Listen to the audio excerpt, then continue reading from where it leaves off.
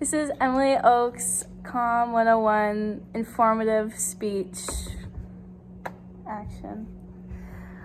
Public health is one of the most important aspects of the healthcare community, and because it helps keep populations and communities safe. One of the more interesting avenues of public health is blood donation, and as a pre-nursing student hoping to one day get into public health, it's very interesting how they can get blood from one person and give it to another person for a second chance at life. So what I'll be talking about today is discussing what happens to the blood after it is donated, what it can be used for, and how donating blood is beneficial for yourself as well. So first, after the blood is donated, it is put into 3 centrifuges, and it is spun into its 3 components, which is plasma, red blood cell, and platelets. Plasma helps carry oxygen around the body and nutrients and removes waste. It also can help carry hormones and proteins. Red is used for carrying oxygen mainly, and platelets is found in our bone marrow and helps with blood clotting. So before all that happens, we get tested at the clinic. It is a completely voluntary process, blood donation, and you need to pass a series of tests. So if you've ever done drugs, if you're pregnant, if you have any STD of any kind, you are ineligible to donate. Although you may be able to donate, there will be additional testing done at the lab when the blood is placed in the centrifuges, just to make sure that there's no diseases or anything that might have been missed at the clinic. It is also suggested that you wait up to 12 weeks between donations, just because your hemoglobin needs to completely replace itself so that you don't get sick or anything.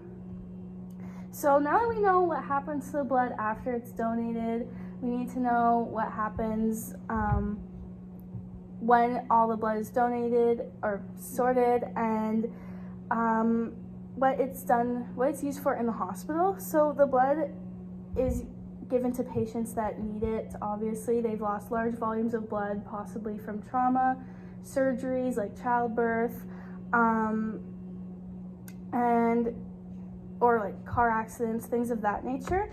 The plasma transfusions are used for patients who have serious organ failure, so kidney or liver failure, patients of that nature.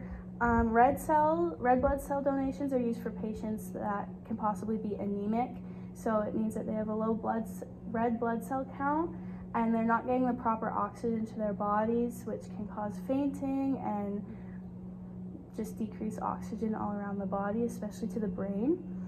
And patients who struggle to make platelets are usually patients who have undergone chemotherapy or have taken other medicine that destroy your body in other ways, so the bone marrow, or need help with their blood clotting. So approximately 4.5 million people every year are in need of a blood donation, according to the Canadian Blood Services. And although it is beneficial for public health and for your community, it is also incredibly beneficial for yourself. So these benefits include a free physical at the clinic, especially if they notice if vitals are wrong or if anything seems to be amiss. From my experience donating blood, if there's anything wrong with your height or weight or anything like that, they're more than happy to take a look at you. And you also get to know your blood type after the donation is complete, and that can be used for genetic testing as well, which can be important for some individuals.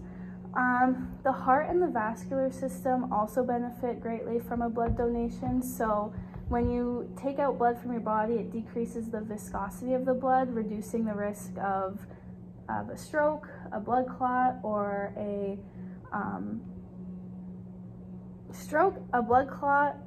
a heart attack.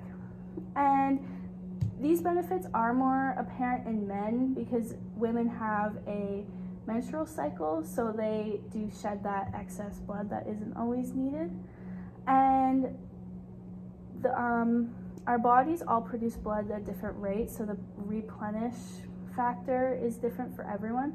However, there are individuals who can make an excess amount of blood, and it's a genetic mutation.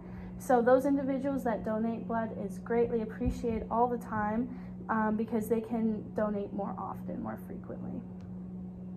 So in conclusion, blood donation helps both the community and yourself to achieve and maintain great health.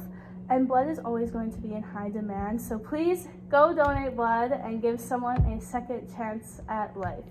And my audience was Sam, Jackson, and Destiny. Thank you.